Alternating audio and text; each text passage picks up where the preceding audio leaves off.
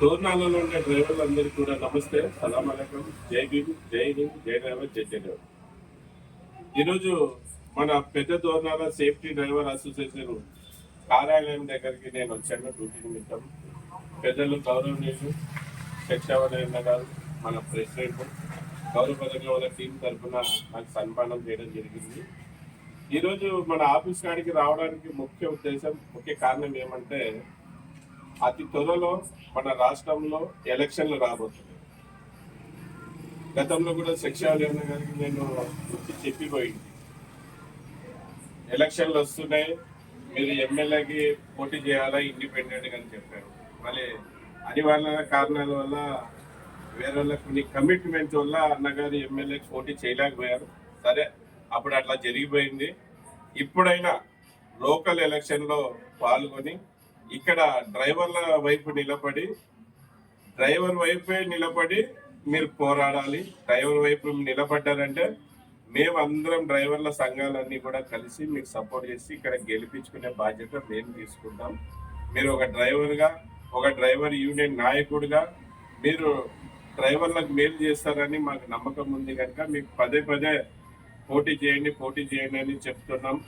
మీరే కాదు, మన రాష్ట్రంలో ఉన్న డ్రైవర్లందరూ కూడా ఏ జిల్లాలో అయినా కానీ, ఏ మండలాల్లో అయినా కానీ, ఏ తాలూకాలో అయినా కానీ మీరు డ్రైవర్లు పోటీ చేయండి. మనం స్టీరింగే కాదు, అలాగే ప్రజల్ని కూడా బలమనే విషయాన్ని మనం పోదాం, అందరికి తెలపడతాం. మళ్ళీ ఈ ఎలక్షన్లో గెలిపించే బాధ్యత మా అందరి డ్రైవర్లది. మళ్ళీ మీరు కూడా పోటీ చేసే విషయం వీడియో ద్వారా సేఫ్టీ డ్రైవర్ అసోసియేషన్ సోషల్ మీడియాలో మీరు ఏం చెప్తారో మీ అభిప్రాయం చెప్పండి. 2 మాటలు మన దోర్నాల ప్రెసిడెంట్ గారు కూడా మాట్లాడాల్సిందిగా కోరుకుంటున్నాను. మాకు గెలవాలా, మాకేమో రాజకీయం చేయాలనేది కాదు. మమ్మల్ని పాలించే రాజకీయ నాయకులు మా డ్రైవర్ల గురించి పట్టించుకోవడం లేదు. ఎవరు కూడా డ్రైవర్లు అంటే కొద్ది కూడా చిత్తశుద్ధి లేదు. డ్రైవర్లకు ఇది చేయాలనే ఇది కూడా లేదు. మళ్ళీ ఎన్నో మాటలు చెప్పి అధికారంలోకి వచ్చిన చంద్రబాబు నాయుడు కూటమి ప్రభుత్వము వాళ్ళు కూడా ఏం డ్రైవర్లకు చేయలేదు. మళ్ళీ వెల్ఫేర్ బోర్డు ఇస్తామంటారు, ఇంతవరకు లేదు. ఆల్ డ్రైవర్స్కి 15,000 ఇస్తామంటాం. మళ్ళీ ఒక ఆటో డ్రైవర్లకి, అలాగే ఓన్ కమ్ ట్యాక్సీ డ్రైవర్లకు మాత్రం ఇచ్చారు. మాట ఇచ్చి మాట తప్పారు.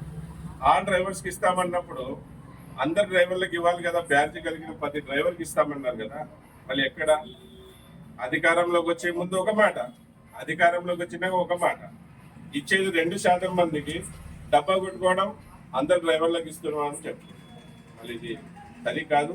మళ్ళీ రాబోయే రోజుల్లో ఎమ్మెల్యేగా, ఎంపీగా, మంత్రిగా, రాజ్యసభ మెంబర్గా, ఆఖరికి మా డ్రైవర్లని సీఎం చేసుకొని మా సమస్యలు మేమే పరిష్కరించుకోవడానికి మనం డ్రైవర్లమంతా ముందుకు వస్తాం. బలమైన పోటీ ఇస్తాం అన్ని పార్టీకి చెందిన రాజకీయ నాయకులు. కానీ ఈ వీడియో ముఖ్యంగా తెలియజేసుకుంటున్నాను. మళ్ళీ శిక్షణ గారు 2 మాటలు తెలుపాలని కోరుకుంటున్నాను.